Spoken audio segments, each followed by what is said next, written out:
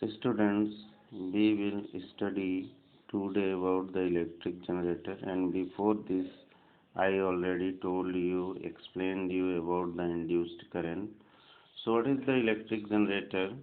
So first of all, see here, the electric generation is a machine for producing electric current and electricity. Electric generator एक ऐसी machine होती है जिससे हमको electric current बना के देता है, एक मैकेनिकल एनर्जी को इलेक्ट्रिकल एनर्जी में कन्वर्ट कर सकता है। So electric generators are of two types, तो AC generator and DC generator. तो first here we study about the AC generator. What is AC generator? AC generator is an alternating current generator, and alternating current generator means कि ये generator alternating current provide करता है which reverse its direction continuously. Alternating का मतलब है कि जिस current की डायरेक्शन लगातार चेंज होती रहती है। अब construction of the AC generator, कि किस तरह से हम एसी जनरेटर को बनाते हैं। तो इसमें मेन पार्ट्स होते हैं field magnet, armature, slip ring and brushes. तो आप देख लीजिए, हेयर इज अ फिगर। ये आपके हैं field magnet, north and south pole वाले फील्ड मैग्नेट। ये आपका है आर्मेचर, ABCD। ओके, ये आपका है रॉड जिसको हम बोलते हैं एक्सल। ये आपके हैं स्लिप रिंग्स और Y और X, B1 एंड B2, ठीक है। एंड बी यहाँ पे ये वाला पोर्शन होता है ब्रशेस, जिसको B1 B2 बोलेंगे, ब्रशेस। एंड ये आपका स्लिप रिंग्स है। और ये हमने सर्किट है, इलेक्ट्रिकल सर्किट, जिसमें हमने इसको अटैच किया। ओके, तो अभी हम आते हैं फील्ड मैग्नेट के बारे में बात करते हैं। फील्ड मैग्नेट क्या होता है? एक स्ट्रॉन्ग इलेक्ट्रोमैग्नेट होता है, बहुत ही स्ट्रॉन्ग इलेक्ट्रोमैग्नेट होता है। ओके, जिसके जो कि डायरेक्ट करंट का सोर्स होता है। ओके, इसको कैसे बनाते हैं?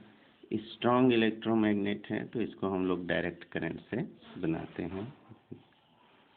ओके, आर्मेचर क्या होता है? ये एक रेक्टेंगुलर कॉइल होता है, ABCD। देखिए रेक्टेंगुलर कॉइल है, ABCD।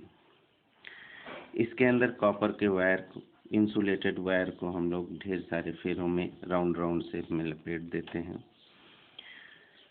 ओके, फिर क्या होता है? This coil is rotated rapidly in the field of the magnet by the mechanical arrangement. और ये कॉइल क्या होता है? काफ़ी तेजी से जो होता है, ये जो मैग्नेट होता है इसकी फील्ड में घूमता है। इसके बाद होता है स्लिप रिंग्स, ठीक है, जिसको हम लोग R1 R2 भी लिख सकते हैं, यहाँ पे V1 लिख सकते हैं। ओके, सो R1 R2 भी राइट कर सकते हैं। The end of the armature coil, armature coil का जो एंड होता है, ये एंड वाला है यहाँ पे, ठीक है। यहाँ पे मेटेलिक रिंग लगे होते हैं जिसको हम लोग B1 और B2 या R1 R2 राइट कर सकते हैं, जिसको हम लोग स्लिप रिंग बोलते हैं। और ये जो स्लिप रिंग होते हैं ये आर्मेचर के साथ ही घूमते हैं। इसके बाद ब्रशेस होते हैं B1 B2, जो कि कार्बन के बने हुए होते हैं, और एक एंड ब्रश का जो होता है स्लिप रिंग को टच करता है। ओके, और ये कॉइल के साथ रोटेट नहीं करते हैं।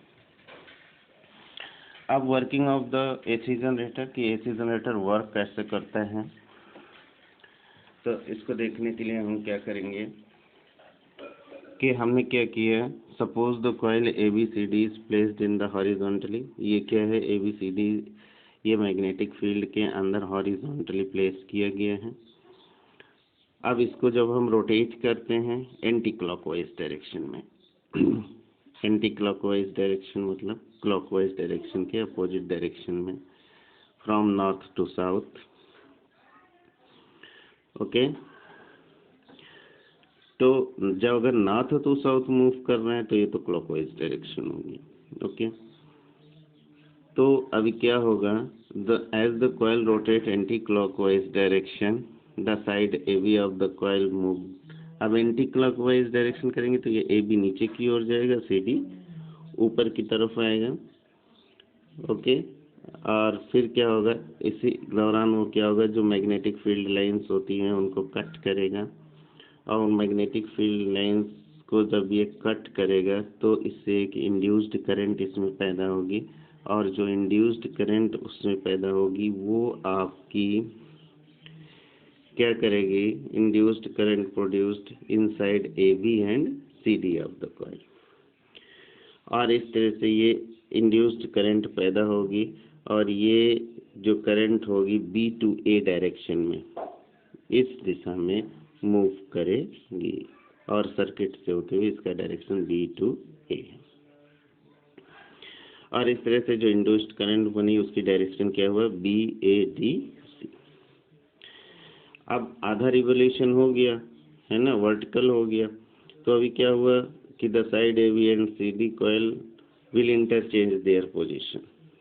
Direction of induced current in case side of the coil is reversed.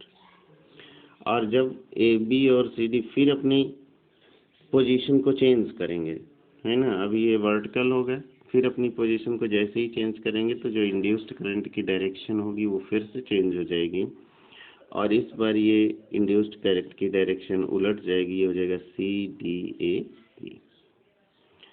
Okay, जो करंट जो है एक्सटर्नल सर्किट में फ्लो करेगा वो जो आपका B2 से लेके इस डायरेक्शन में B1 की डायरेक्शन में फ्लो करेगा करंट, और when the plane of the coil is perpendicular to the magnetic field the induced EMF become maximum। अब ये तो ये हो गया कि डायरेक्शन बार बार कैसे चेंज हो रही है, कि अगर ये वर्टिकल हुआ तो आपका करंट BA BC में जा रहा है, फिर से ये हुआ तो आपका करंट CD AB में जा रहा है, इसकी डायरेक्शन इस तरह से चेंज हो रही है। लेकिन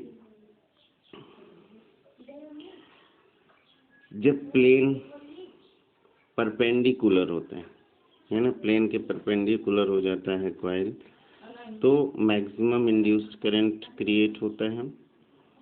ओके, और जैसे ही ए बी और सी डी फिर से अपनी पोजीशन चेंज करते हैं तो इंड्यूस्ड करंट फिर से 0 हो जाता है।